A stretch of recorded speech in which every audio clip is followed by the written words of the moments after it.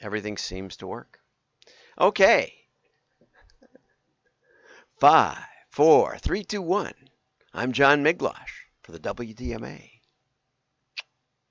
We're going to be talking about slow marketing today, mostly. I think it's going to be good. I think it really is. So hang on. But first, I wanted to show you a product that came out about a year and a half ago, and it's designed to replace bubble wrap. Let's just show you. It kind of looks like a beehive. To cushion and protect products through shipping, through moving, other things, instead of using plastic bubble. Instead of bubble wrap, okay? Cushion lock is an advancement and in you roll it out. There's a sustainable, dispenser over packaging here. protection, But you based pull it, on fundamental technology developed at 3M, and I think all 3M and it gets three-dimensional. It starts from a very sustainable way, and then it ends It's by recycled going into paper. curbside recyclable to then become new recycled paper. And we also save space. 1 truck of cushion lock would be 10 trucks of plastic bubble. It's 1/10 the size before you use it. See how it rolls up real nice? Real nice and tight. Unlike bubble wrap, really dense before you use it, and then it expands. Or at your house. We sort of just started scratching the surface on what we can do with these Kirigami-based solutions. We have a whole family of technologies we've developed inside 3M. Look at that. I think you can just and feel it's proud interlocking so that you we're don't still need tape. pushing the boundaries and developing new keeps it together. technologies that are. Anyway, I have yet to receive a package that uses this. Never seen it before. YouTube posted it up. I don't know why. And I looked on the internet and I found some press releases and things from about a year ago, but I haven't seen one article that's a genuine article that says this is a good product. This is something that really works. I just have not seen that at all, and haven't received any of it. It seems like a great idea. When 3M started with Post-it notes, Post-it notes. When 3M started with Post-it notes, nobody thought it was a good idea. Nobody at 3M really. The guy who invented it was looking for a way to mark up his hymnal at church, but it wasn't his hymnal, it was the church's hymnal. And so he didn't want to make notes on the music in the hymnal. And he thought, well, how could I attach a piece of paper? He didn't want to use just Scotch tape because he thought it might tear. And so he went on a quest, a long time, trying to find just the right measurement of adhesion so that it would come off easily, but it would also stay stuck. A little too little and it falls off, a little too much and it tears the paper. And so they spent a lot of time working on it. And finally, and if you buy non-genuine 3M Post-it notes, this is a non-genuine 3M Post-it notes. It's from Uline. It was nice of them to send it to me. That was from a sales guy. I bought some product from him. And but if you get fake ones, knockoff ones, you'll find that they don't stick. They don't stay stuck. So anyway, it was like, well, this is not a product anybody needs. Who would need this? Well, it turns out that the way they launched it was to send it out to businesses all across America. Just send it to the office manager and let them use it. And when they started using it, they said, hey, this is really handy. This is a way to, label all kinds of things and keep tasks straight. And there are whole project management schools that are just around Post-it notes. And so I think this product needs to be shipped out to warehouses and maybe more, so that people realize that this is a much more sustainable product than bubble wrap. I'm a big fan, or even packing peanuts. I think New Jersey just banned styrofoam or expanded polystyrene packing peanuts, and so it's really a good thing that needs to be promoted. And I can't figure out why none of the e-commerce magazines have picked up on this and written a story. So, paper is recyclable. It's the only thing really that is getting recycled. Only 10% of plastic is getting recycled, but paper largely is recycled. And that makes mail more sustainable than digital. Digital all gets thrown away instantly. It's just burning electricity. That's all digital does, right? And burning electricity in this day and age means burning carbon. Anyway, so I'd love to hear if any of you have tried this, if you liked it. I couldn't find a good review. I couldn't find any good articles on it at all. Just nothing. Amazing. I don't think the name is very good. 3M forward cushion lock overview video. Cushion lock is okay. I don't think it gets across the sustainable part. Bubble wrap is so much better than cushion lock. It's a wrapper. It's a wrap. Should have been paper wrap. Made more sense. Anyway, enough of that, right? We got to get off this thing. Okay, let's get over to the news. There was an article in the Business Journal today, or yesterday, that quad plant closings elsewhere, they've closed about 4 plants. Plant closings elsewhere benefit Wisconsin. And I couldn't get at the article without paying for it. Didn't seem that important. There's Joel Quadracci. But it said a series of Quad Graphics Inc. plant closings will save the company millions of dollars per year and shift work to the company's plants. Now, I did talk to a VP up there at Quad, and he said part of the main reason for closing the plants was that the centralized printing in Wisconsin enables better postage rates because they can optimize what they do is they can put multiple catalogs together, for example, and they can increase the saturation. So if there's 3 catalogs going to one house, they can mail that as one piece. I don't know if you understand that. And they can truck all those pieces to one sectional center facility. That's a 3-digit zip code. Basically, they can ship them for the post office at lower cost, even when they charge the customer for it. The customer pays less, okay, if there's a full truck going to Utah or something, than if a catalog prints a few 100,000 in California and a few 100,000 and they're sending just a handful to the other side of the country. It also takes a long time. So Wisconsin is central. It's a good place for printing. It's one of the world leaders in print, and it has been for 100 years. Okay, this is a great article that I stumbled on from BM Magazine UK. I think that's what it is. BM Magazine UK. Okay, that may mean something different in the UK, but it says what marketers can learn from the slow food movement. Okay, so it turns out that there's a movement in northern Italy called slow food, and they've got a snail on it. I think it might be a great. I want to reach out to Roger and see if he's wants to create a slow marketing with a snail on it or something like that. He even mentions snail mail, but he doesn't call it that. He calls it direct mail. But I think it's lovely.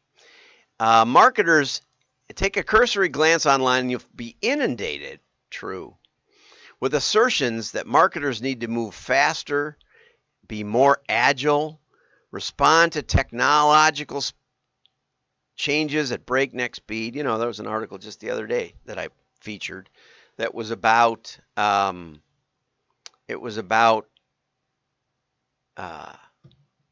AI, and if you don't, and it would have been better to spend $20 million on AI than $20 million on the Super Bowl. Well, if you spent it on AI, probably nobody would know.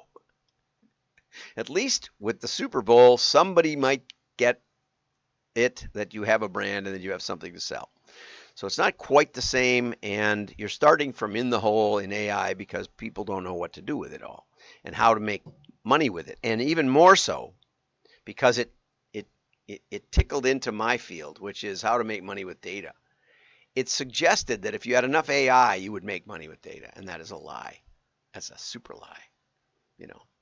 That's a little bit like AI looking in your refrigerator and deciding what you should make tonight, which is a thing, but it's not a thing I want. And I don't know, people are, I don't want it looking in my refrigerator. Okay, in this frenzy, we're missing something fundamentally important, or are we missing something fundamentally important?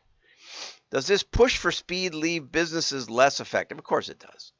You know, the business landscape is littered with companies who embrace technology only to go under. My dad grew up with he had a mechanical engineering degree, and he grew up with a guy who built, the guy and his dad bought they bought some machining equipment, and they started a company, and they made multiple spindle drill heads. So if you wanted to like an engine block has lots of different holes in the top for the oil to go, and for the rods to go, and for all kinds of stuff, valves and everything else. Okay, and the cylinder holes. And if you wanted to make that, with a hand drill a bunch of holes in this size, then you take out the drill bit, drill a bunch of holes in a different size, and you do a step-by-step process. But if you wanted to automate that, you could pre-program a machine to drill the holes in the right place, but you still have to change the drill diameter, right? And maybe the materials or something else. So this company invented a way to have a whole carousel of drill bits that could drill, so that you just change the bit by rotating the carousel. Anyway, too complicated. So anyway, he passed away, and his son took over, and the CFO of all people convinced him that that the computerization was going to be everything, and he had to computerize all of the production. This is one of those high quality German craftsmanship companies, but he was going to computerize. And that one step alone basically took the company under. It went out of business and vanished from the face of the earth. Great company. It was called Wisconsin Drillhead. That's how I heard the story, and this was decades ago. My dad told me that, and how sad it was that somebody thought that computerization was that important.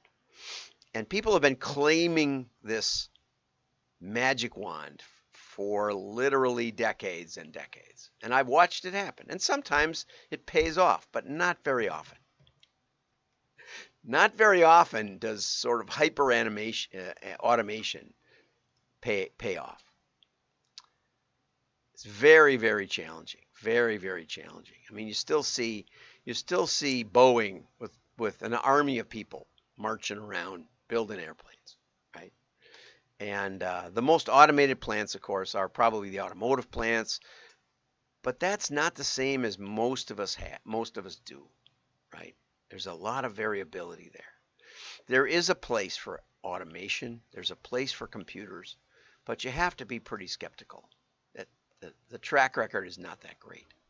And so going back to the article, there's a movement called the Slow Food Revolution, founded in rural northern Italy as a response to overproduction and the poor nutritional quality of fast food chains. I watch a farming show, and they said 80% of the nutrition is lost by the time you buy something at the grocery store. I'm not sure that's true. I don't know. But it was an interesting statistic. It says maybe if you don't want to have a garden, the funny thing in Wisconsin, where I live, is when we had a garden and we tried to sell stuff at a roadside stand, there were 5 other roadside stands. So it's not that hard to buy from your neighbors who have gardens, and they have extra. They all have extra. They don't know what to do with it. It's a distribution problem. Okay, but what can we learn from that? Well, what about value over volume in marketing? The slow food philosophy values food prepared with care and consideration that fosters a sense of deep appreciation in diners. It sees that the food itself is truly significant, and time invested in the best ingredients and the most careful preparation, and the time taken to enjoy, all combine to create a wholly better experience. Simple and authentic. The style consultant said to me the other day, why in the world did you go into marketing? It's so much fraud and hype and misinformation. I said, I thought I could change the world. So now, in an analogous way, if we look back at old school marketing, interesting that I'm working with old school marketing, and what they're about, and I know you can't probably see this, but what they're about, they sent me an envelope. I wish there was a way. I think there was a way. I can't see. Yeah, here. Okay. They sent me an envelope with a handwritten address on it and a first class stamp. Is that the stamp side or is this the stamp side there? First class stamp, and it got me to open it. How crazy is that? Old School Marketing is the largest handwritten marketing company in America. Disclosure, they're paying me not to say it, but they are a WDMA member. And so we're testing some things, and it's fun. It's been fun working on that. And it takes a while to figure out what is appropriate. Because some people get complaints, and they say, well, this isn't really from a person. Yeah, that's true. Well, it sort of is. It's from me to you. And at the end of this article, it makes the point that marketing, the trust has eroded. Here, this is really good. Marketing is our connection to our customers, a precious link from our minds to theirs, not something we should treat lightly. One of the reasons I love the catalog industry is because, a company like Land's End, I was in a back room of Land's End one time, waiting for somebody to come and open the library. I was working with them on some stuff, and I overheard when they were going into bath products, towels mostly was in them. I overheard a meeting with a new vendor, and they were telling them, we really do care about our customers, and we really do honor our guarantee. We're not going to tell you how to make bath towels. We don't know how to make bath towels, they said. But we're going to stand behind that bath towel till it wears out. And if the customer doesn't think they got a value for their money and send it back, we're going to be in a lot of hurt, and so are you. So we want you to think about how you can make a really good value bath towel. Not extra bells and whistles, but good product. So Land's End, right? Land's End every day almost. And that is what the catalog business is based on. It's based on companies that stand behind their products not for the next 15 minutes, right? But for the next 15 years. And customers do take advantage. We actually built a variable to figure out who not to mail because they keep sending stuff back without good cause. So, eventually we'll try to keep that to a minimum. But that said, it's that long-term, slow approach that makes things authentic and valuable. And so marketers must stop overproduction of low-quality ads, instead take the time to craft visuals with charm and intelligence, thoughtful messaging that truly resonates with the target audience. Mail stuff you would want to receive. Okay, testing corner. I've been trying to get this 120% increase in checkouts with one key strategy. Okay, the e-commerce shopping site Shopee found out that customers that had their app were much more likely to make purchases, and they like to make purchases on the app, not the website. The app traffic converted 20 times better than their website. Okay, so how do they get people to go to the app? What they decided to do was change their links so that instead of their links going to a landing page, the links went right to like hyperlinks, they send users straight to the specific in-app locations. In other words, to the product, right? Instead of a website. And if they were signing up new members, I'm assuming they were using a Pearl, which means that your application to join Shopee was already pre-populated, which makes it easier for the customer. Okay, so I don't know exactly what deep links are, but before implementing deep links, only 20% of their customers landed in the app, and it resulted in 126% improvement in the overall shopping, I guess. Anyway, have a great day. Like and share. Your friends will know you're smart. Make a comment. I'd love to hear. I even love when people argue with me. Bye-bye.